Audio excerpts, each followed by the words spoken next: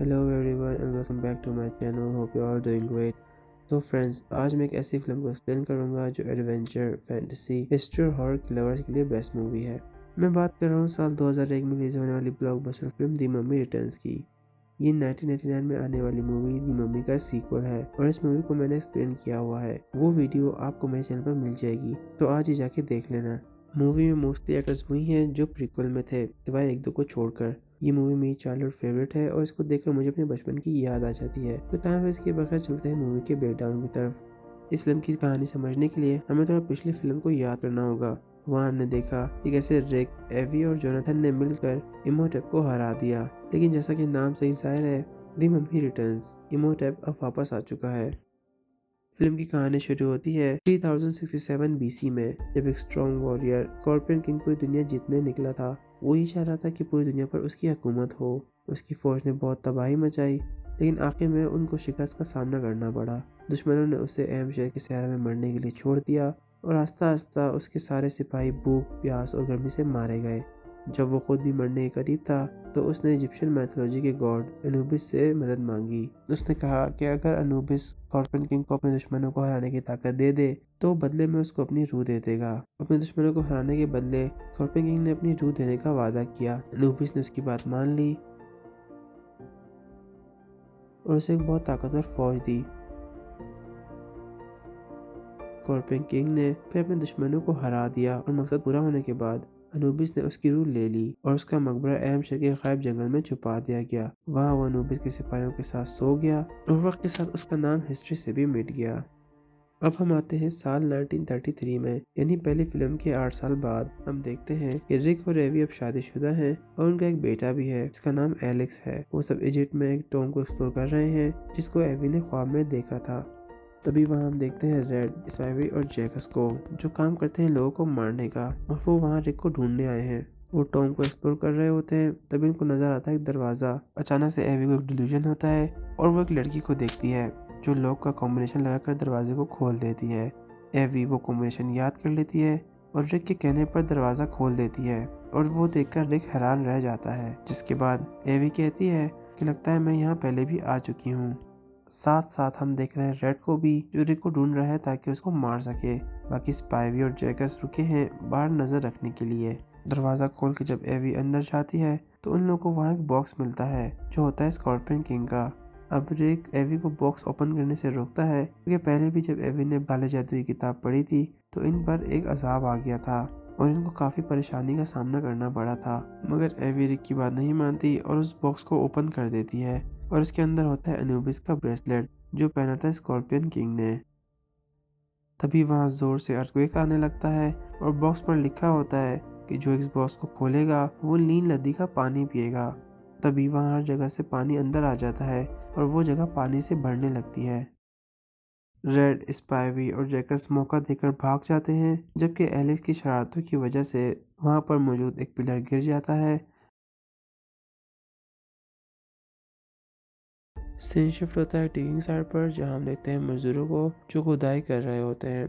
तभी वहां एक शॉकिंग एंट्री होती है अनक-सुनामुन की। शॉकिंग इसलिए क्योंकि पुरानी मूवी में तो अनक-सुनामुन को मार दिया था, अब वो यहाँ जिंदा कैसे हो गई। अब यहाँ समझने वाली बात यह है कि इसका नाम मीला नाइस है, जो एक अमीर बिजनेस वूमेन है और वो अपनी पिछली जिंदगी में अनक-सुनामुन थी। उसके जहन में अपने पास की सारी यादें मौजूद हैं और उसको याद है कि वो इमोटेप से प्यार करती थी। इसलिए वो अपना वक्त और पैसा लगा के हमूनाप्तर आई है ताकि इमोटेप को ढूंढना जा सके। और उसका साथ दे रहे हैं एक सदियों पुराना मजहबी ग्रुप जिसका लीडर है बाल्टस, और इस ग्रुप में मीला नाइस भी शामिल है। उनका मकसद है इमोटेप को इसलिए जिंदा करना ताकि वो स्कॉर्पियन किंग को हरा कर अनुबिस की फौज पर कब्जा कर ले। वहीं हम देखते हैं लोकना को, जो बाल्टस का राइट हैंड की तरह काम करता है। यहाँ पे ये सब चल रहा होता है, तभी वहाँ एंट्री होती है रेड, स्पाइवी और जैकस की, और हमें पता चलता है कि रिक को मारने के लिए और अनुबिस के ब्रेसलेट लाने के लिए इनको बाल्टस ने ही भेजा था। तभी वहाँ एक अर्थक्वेक होता है और वहाँ से आ जाते हैं स्कैरा बीटल्स, जो क्या करते हैं ये आपको पता ही होगा। वहाँ पे खबर फैलती है कि उन लोगों को इमोटेप मिल गया है। तभी रेड बाल्टस को बताता है कि ब्रेसलेट रिक और एवी अपने साथ लंदन ले गए हैं और ये सारी बात सुन लेता है आर्दत। और जिनको नहीं पता, आर्दत एक ऐसे ग्रुप का मेंबर है जिसका काम है इमोटेप की लाश को दोबारा जिंदा होने से रोकना। फर्स्ट मूवी के बाद हमें पता चलता है कि रिक, एवी और एलेक्स अपनी जिंदगी लंदन में गुजार रहे हैं। वो लंदन में एक नए घर में रहते हैं जो इनके एडवेंचर से मिले हुए पुराने आर्टिफैक्ट से भरा हुआ है। तभी सीन शिफ्ट होता है एलेक्स पर और उसके पास होता है स्कॉर्पियन किंग के ब्रेसलेट वाला बॉक्स। वो बॉक्स अपने आप ही ओपन हो जाता है और एलेक्स की रोशनी में उस ब्रेसलेट को पहन लेता है। तभी उसको नजर आता है एक डिल्यूजन जिसमें वो देखता है स्कॉर्पियन किंग के पिरामिड तक जाने का मैप जो कि है एम्पशायर में। इसी दौरान बाल्दस और उसके साथी एरिक के घर पर हमला कर देते हैं और वहाँ एक जबरदस्त फायर होती है।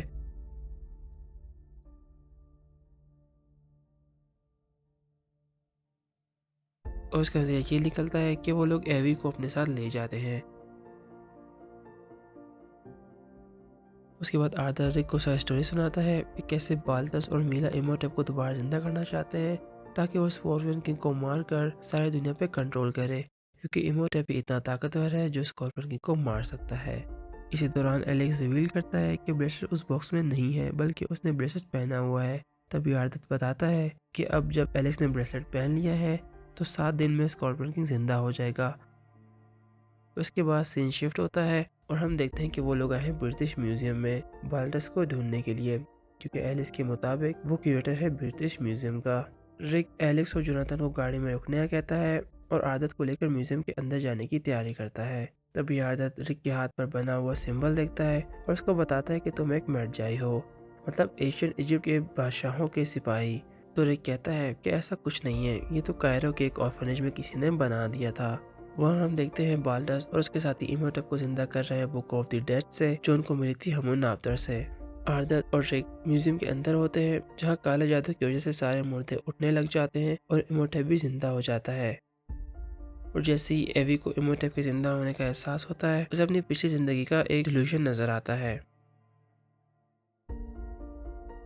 तभी वहाँ हम देखते हैं मीला को जो इमोटेप को बताती है कि मैं तुम्हारी अनसुना मून हूँ जो दूसरा जन्म लेकर आई हूँ। तो इमोटेप उससे कहता है कि तुम्हारी बॉडी वही है, जल्द ही मैं तुम्हारी असल रूह को दोबारा जिंदा करूंगा और इस बॉडी में डाल दूंगा।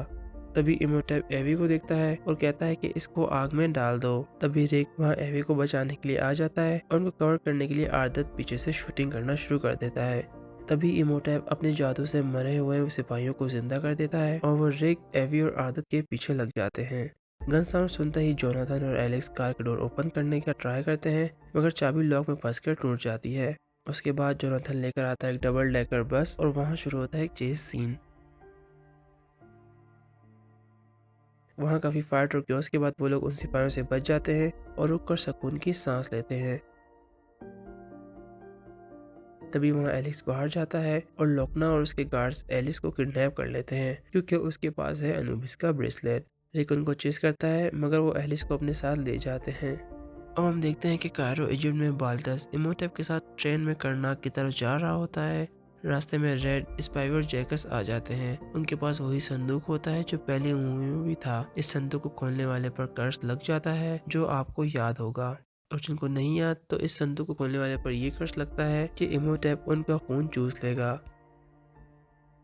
रेड, स्पाइवी और जैकस बाल्टस को बताते हैं कि इस संदूक को लाने के लिए उनको किसी को मारना पड़ गया, इसीलिए उनको अब ज्यादा पैसे चाहिए इस संदूक को लाने के लिए। उसके बाद मीला रेड, स्पाइवी और जैकस को इमोटेप के पास ले आती है और उन्हें कुछ भी नहीं पता होता क्योंकि उनका मकसद सिर्फ ज्यादा पैसा होता है। मीला वहाँ दरवाजा लॉक करके चली जाती है और धोखे से उनसे वो संदूक खुलवा देती है, जिसके बाद इमोटेप आकर उन तीनों को मार देता है। उधर सीन शिफ्ट होता है रिक पर जहाँ एवी को पता चल गया है कि एलेक्स ने ब्रेसलेट पहना है और रिक कहता है कि एलेक्स ने बताया था कि उसने ब्रेसलेट में करनाक देखा है, और अब वो लोग करनाक जाने की तैयारी करने लगते हैं। रिक अपने पुराने दोस्त इजी के पास जाता है मदद के लिए जिसके पास एक उड़ने वाली बोट है।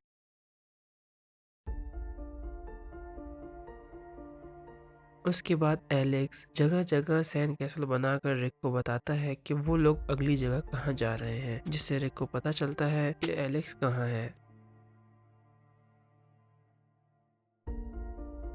इसी दौरान हम देखते हैं कि इमोटेप अनकसुनामुन की रूह को दोबारा जिंदा कर देता है और उसको मीला की बॉडी में डाल देता है। उसके बाद सीन शिफ्ट होता है, हम देखते हैं कि वो सब एम्पशायर के जंगल में क्रैश हो चुके हैं।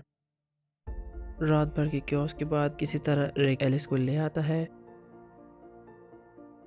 वहीं एलेक्स रिक को बताता है कि अगर सूरज निकलने से पहले एलेक्स स्कॉर्पियन किंग के पिरामिड के अंदर नहीं गया तो वो ब्रेसलेट उसकी जान ले लेगा।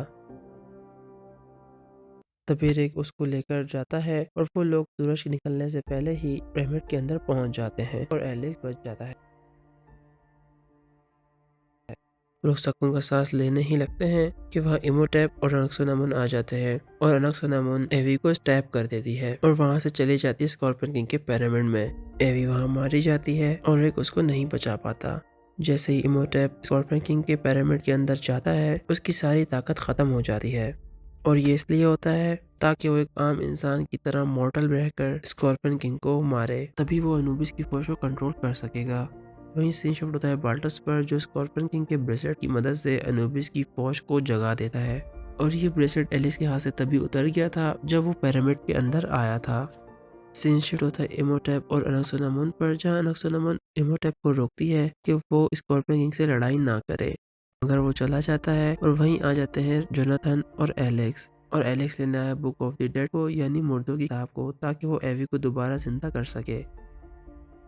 वहाँ अनुबिस की फौज भी जाग जाती है और आर्दत अपने साथियों के साथ उनसे लड़ने की तैयारी कर रहा होता है और वहीं पर एलेक्स एवी को दोबारा जिंदा कर देता है बुक ऑफ द डेड की मदद से। इमोटेप और रिक की लड़ाई के दौरान एंट्री होती है स्कॉर्पियन किंग की और हम देखते हैं कि वो एक मॉन्स्टर बन चुका है। वहाँ इमोटेप स्कॉर्पियन किंग को रिक के पीछे लगा देता है और रिक और स्कॉर्पियन किंग की फाइट होती है जिसमें स्कॉर्पियन किंग रिक को धो देता है। वहीं सीन शिफ्ट होता है आर्दत और उसके साथियों पर और वो लोग अनुबिस की फौज से जीत जाते हैं, मगर ये खुशी कुछ देर की ही होती है। अचानक से आर्दत देखता है कि अनुबिस के बहुत सारे सिपाही उनकी तरफ बढ़ रहे हैं। वहीं रिक को पता चलता है कि वो वाकई में एक मेडजाई है और वो सेप्टर जो जोनाथन अपने हाथ में लेकर घूमता रहता है वो एक भाला है जिससे स्कॉर्पियन किंग को मारा जा सकता है।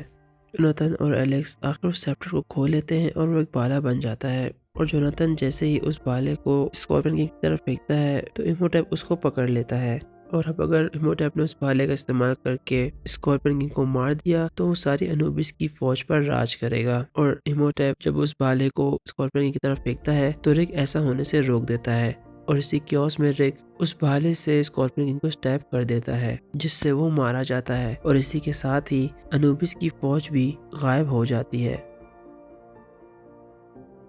और वो सारी जगह रेत के अंदर धंसने लगती है। तभी सीन शिफ्ट होता है रिक और इमोटेप पर और उनको अंडरवर्ल्ड से मुर्दे खींच रहे होते हैं अपनी तरफ। वो सारी जगह टूटने लगती है और रिक एवी को जाने का कहता है, मगर एवी अपनी जान पर खेलकर रिक को बचाने जाती है।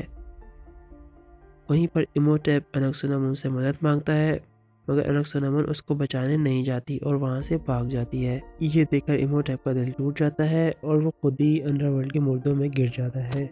अनक्सोनामुन वहां से अपनी जान बचाकर भागती है, मगर वो गलती से गिर जाती है स्कैराबीटस के अंदर और इस तरह वो भी मारी जाती है। वो लोग पिरामिड से बाहर निकल जाते हैं और ऊपर की तरफ चढ़ने लगते हैं।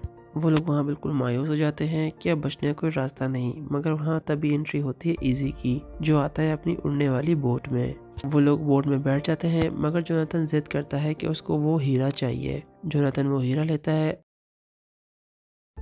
तभी वहां से आर्दत उनको एक गुड बाय कहता है और यहाँ ये मूवी एंड हो जाती है। No doubt the mummy returns एक कंप्लीट पैकेज है। इसमें एडवेंचर है, हॉरर है, ह्यूमर है, नॉन स्टॉप एक्शन है और रोमांस भी है। इस मूवी का बजट था $98 मिलियन और इसने कमाए थे $450 मिलियन और ये एक बहुत ही सक्सेसफुल सीक्वल था। अब हम आते हैं फन फैक्ट की तरफ। रेशल और पेटिशा ने अपने फाइट सीन के लिए 5 महीने प्रैक्टिस की थी और इसमें उन्होंने कोई भी स्टंट डबल यूज नहीं किया था।